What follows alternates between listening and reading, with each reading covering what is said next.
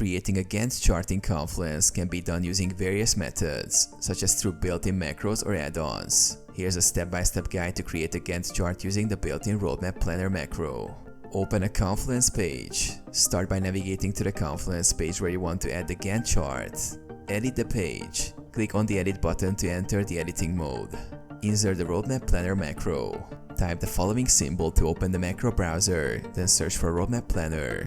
Select it to insert the macro into your page. Configure the Gantt chart. A table will appear where you can add your project tasks. Enter the task names, start and end dates, and any other relevant details. You can customize the duration of each task by dragging the bars in the timeline view. Customize the chart. Use the toolbar options to change colors, add milestones, or adjust the timeline settings as needed. Save the page. Once you've entered all tasks and customized the Gantt chart to your liking, click Publish to save the changes.